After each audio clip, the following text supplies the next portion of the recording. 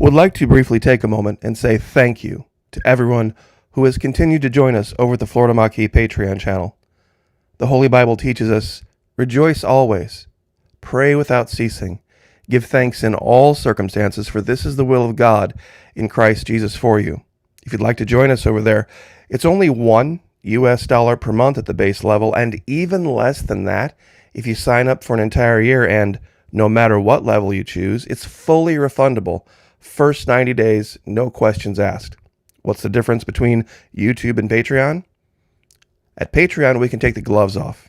There are no censors. We have, of course, the Patreon firewall, and then we also have Vimeo that we're partnering with, and that gives us one extra layer of protection where we can speak our minds and we can take advantage of rights that we used to enjoy in this country freely. Would love to have you over there. There are hundreds of exclusive videos never before seen here on YouTube. Please, if you have the ability, would love to have you over there. You won't regret it. God bless all of you, and thank you so much. Even by modern standards, ancient Egypt would have been an intimidating place to visit. I mean, can you imagine coming down the river and pulling up to a place that looked like this? One of the things that gets lost sometimes in the discussion of pyramids when we find them in Antarctica is the pyramids in Egypt were capped with electrum, which is a gold-silver alloy, and they were covered in polished white limestone to make them appear as if they were made of ice. It makes me think and makes me wonder that maybe Egypt wasn't the first place on this planet where pyramids were constructed. That maybe, just maybe, the original inhabitants of this world were at the South Pole, or at least what we now know to be the South Pole. God knows how many times it has flipped, and who knows, what has happened in the past with the locations of these continents. This will give you a better impression of what they would have looked like in the noonday sun. You can see the ones on the left and right capped in gold, the top one in electrum, and even at night with the minor light of the moon, it would have shone brightly and you could have seen it for miles and miles away. It would have appeared something like this. There's also been this allegation story, and of course this is just theory, that the pyramids were built that way because they were landing platforms. And I want you to pay real close attention to the separations in this vessel that they've laid out. That for some reason they would believe that would be the case, that there would be these different areas to access, and that would maybe kind of make sense if you were going to construct a ship in this particular shape, but found something in Antarctica that I think you guys are going to want to take a real close look at. This is an area we have been to before, but it's been a long, long time. And warning, there's going to be some disturbing imagery. Some very disturbing imagery, in fact. I remember this was one of the first locations I found where there was evidence of serpents. And I'll just leave it there. But the first place we're going to go is what I have labeled an ancient base. Now I want to show you this very clearly the first time, so that there's absolutely no mistake of what this is. When we zoom in right here, we have the base, the secondary, and the very clear white top of a pyramid right here. It is completely different than everything else around it in color and in shape. And right next to it, I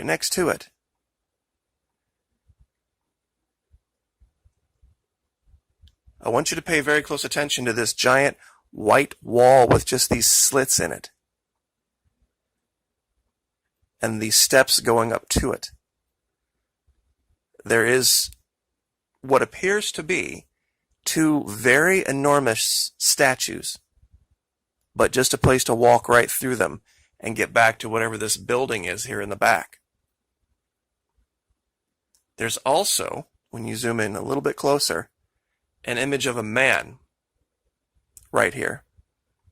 It's very, very difficult to see, but when you look at the entire region, plus there's another small building right here to the left, and then you come back and look at this, it's very clear what's right here. Smaller white pyramid, secondary level, and the base. And as if that wasn't enough, look what I found. A perfectly shaped black pentagon structure right behind it. Now, I haven't measured this, and I wanted to measure this together so that you could see it when I saw it, and we could react to it together. All right, so we're going to select polygon, and we're just going to kind of get a general idea of this distance here. This one is about 170 feet around. Now in yards, 56.93 yards. In meters, 52 meters around.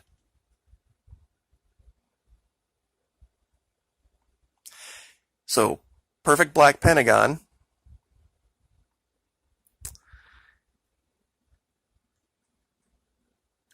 From whatever angle you honestly look at this,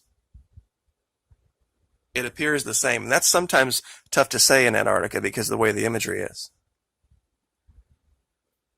But then we also have this giant open white platform, stairway leading up to this, what looks like just white front with these window slits in it that you could go into the side of this mountain. It looks like there might even be another level up here. And when you follow it up into here, you see all sorts of stuff that I'm not going to get into right now because it's just not definitive enough to say this is for sure that. But I am going to show you some things that are that definitive. There's one area here I want to show you guys.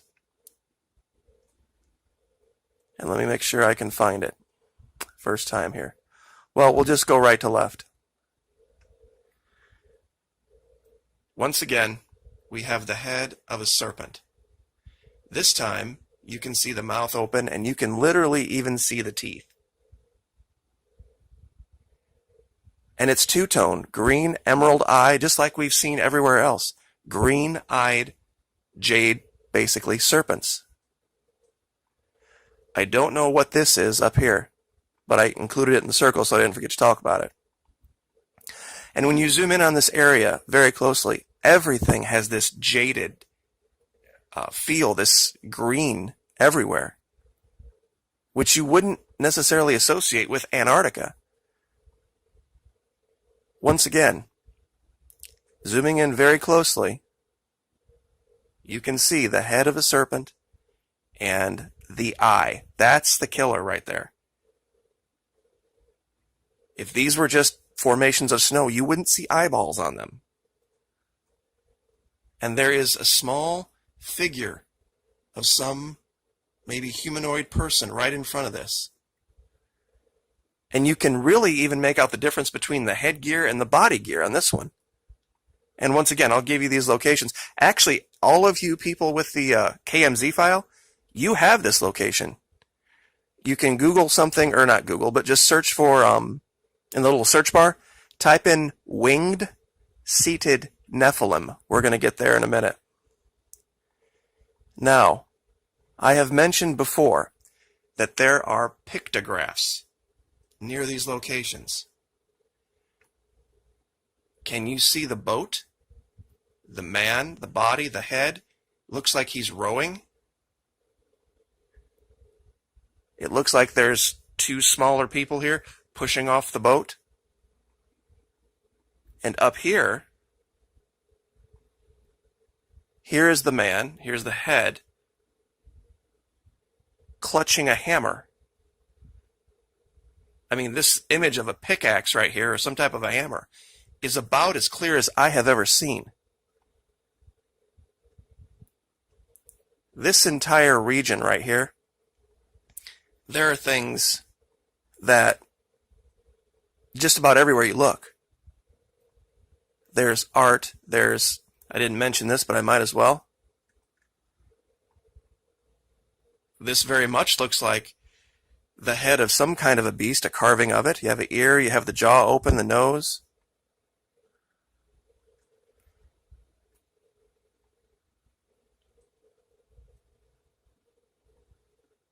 But let me see if I can get over to the Nephilim just to show you this. It was one of the first things that I had found that was very much... Let me show you this real quick. Does this figure look familiar? The two ears, the nose, the goatee. Hint, hint.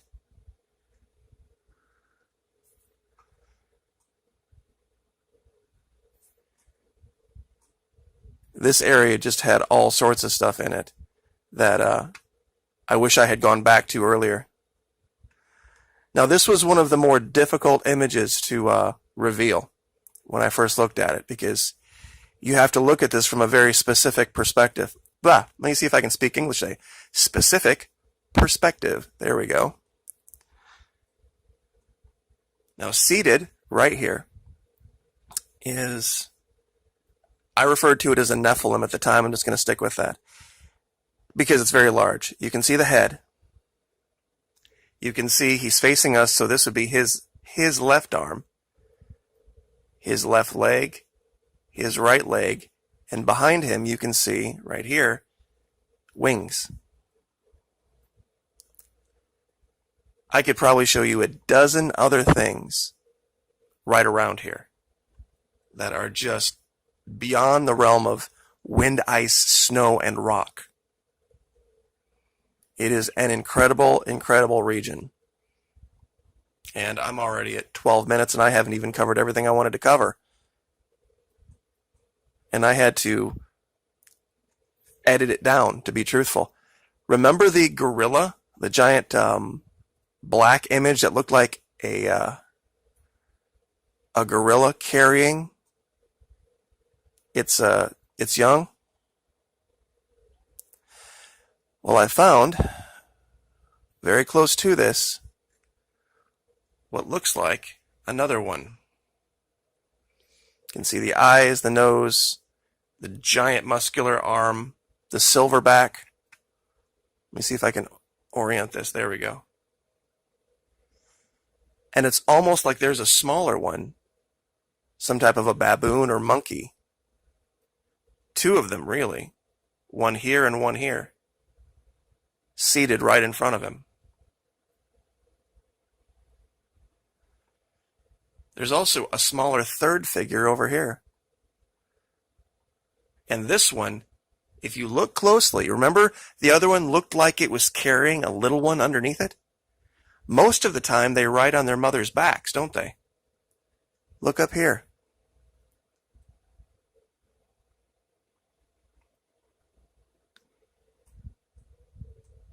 This region was, I remember when I found it, the original video I did on it, it's well over a year old. And it wasn't even one of the more popular videos at the time. Now, when you look at this, you're thinking, okay, well, that's just a rock, and it very well might be. But look at how different it is. Here and here. I don't think these things were occurring there naturally. I've made the allegation of art. They would need some type of basic material to create the stuff out of, and this was a tough one. It was one of the first face type images that I found, and so I didn't really talk a whole lot about it, but I just want to make sure I cover it. And here's the thing with the serpent. We see this tiled scaling all over the place down here. Plus, if you look very, very close at the scale of a serpent, it's five-sided, like a pentagon. Serpent. To be five. So we covered the goat face, we covered the gorilla, the two serpents, the pictograph, the ancient base. I mean, and I could go on, but I guess I will just leave it there and let you guys explore this region for yourself. Let me zoom out just to give you guys an idea of where this is. I guess I have the continent upside down, so I'll go ahead and spin this around. It would be at, if we put the peninsula of Antarctica at noon, I guess it's kind of over in the 10 o'clock region.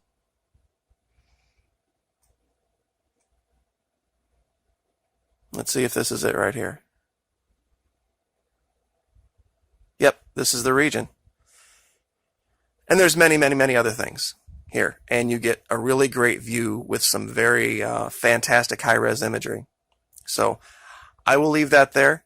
Like, share, subscribe. Thank you guys so much, and I will see you next time. Thank you. Would like to briefly take a moment and say thank you to everyone who has continued to join us over at the Florida Maquis Patreon channel. The Holy Bible teaches us, rejoice always, pray without ceasing, give thanks in all circumstances, for this is the will of God in Christ Jesus for you. If you'd like to join us over there, it's only $1 per month at the base level, and even less than that if you sign up for an entire year, and no matter what level you choose, it's fully refundable. First 90 days, no questions asked. What's the difference between YouTube and Patreon? At Patreon, we can take the gloves off. There are no censors. We have, of course, the Patreon firewall, and then we also have Vimeo that we're partnering with, and that gives us one extra layer of protection where we can speak our minds and we can take advantage of rights that we used to enjoy in this country freely. Would love to have you over there. There are hundreds of exclusive videos never before seen here on YouTube. Please, if you have the ability, would love to have you over there. You won't regret it. God bless all of you, and thank you so much.